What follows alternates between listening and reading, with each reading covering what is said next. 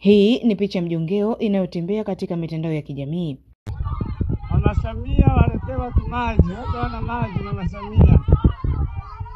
Jamani, hii ni mkoa wa Songwe, wilaya ya Momba, kijiji cha Chitete. Lakini je, uhalisia wa huduma ya upatikanaji wa maji ikoje katika maeneo haya? Imefika katika kata hii na kushuhudia uwepo wa matanki ya maji, na haikuishia hapo. Tukapata wasaa wa kuzunguka katika baadhi ya vituo na kukuta wananchi wakiendelea kuchota maji yaliyokuwa safi na salama. Ines Simtenda, Tony Siame na Christopher Simchimba ni wakazi wanaozunguka maeneo haya, ambapo anaeleza hali halisi ya upatikanaji wa huduma ya maji. Nanufaika sana na maji ya bomba. Mara kwanza tulikuwa na shida sana na maji. Tulikuwa tunakunywa maji ya mtoni. Tulikuwa tunafukua visima pembeni mwa mto. Tunachota maji, ndio tunaleta nyumbani tunatumia kwa kunywa. Kipindi cha kifuku mito ikianza kujaa, tunategemea maji ya mvua. Ndio tunakunywa. Kwa saizi toka bomba limefika hapa, tunamshukuru Mwenyezi Mungu, tumenufaika sana na maji ya bomba. Yanapatikana kwa wakati, hayakati mara kwa mara. Yale maji yalikuwa na magonjwa. Yalikuwa na magonjwa mengi sana, yanapita yanatoka mbali. Kwa hiyo yalikuwa sio salama sana. Sasa hivi magonjwa yamepungua. Yale magonjwa yale hapa na pale hamna. Tunamwambia Mama Samia asante. Wanawake tunaweza. Sasa hivi tunapata maji ya bomba, tunatumia kwa ajili ya kunywa. Yanapatikana muda wote. Na maana wakati serikali bado haijaleta maji tulikuwa tunahangaika, tulikuwa tunakunywa maji machafu. Lakini kwa sasa hivi tuko safi kabisa. Huduma ya maji ipo kama kuanzia asubuhi mpaka saa 12. Beatus Katabazi ni meneja wa wakala wa maji safi na usafi wa mazingira vijijini Ruwasa, wilaya ya Momba, na hapa anafafanua hali ya upatikanaji wa maji katika ngazi ya vijiji na kata zake kwa ujumla. Kabla ya awamu ya 6 kuanza, tulikuwa na hali ya upatikanaji wa maji ya 33.34.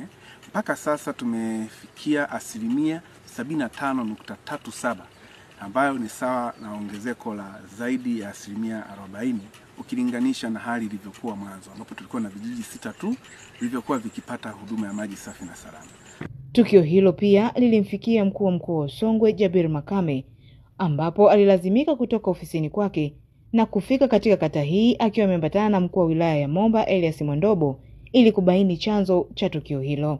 Kwa hiyo upatikanaji wa maji ndani ya makao makuu ya wilaya ambako ndiko Chitete, kata ya Chitete na kijiji cha Tindingoma na kijiji cha Chitete, maji yanapatikana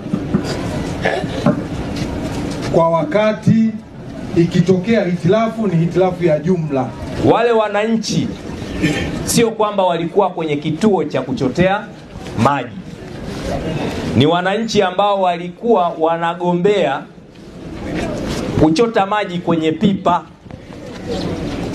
Na yale maji yaliyojazwa kwenye pipa ni yeye mwenyewe ndo alikuwa ameyajaza kwa ajili ya kusafishia mtama.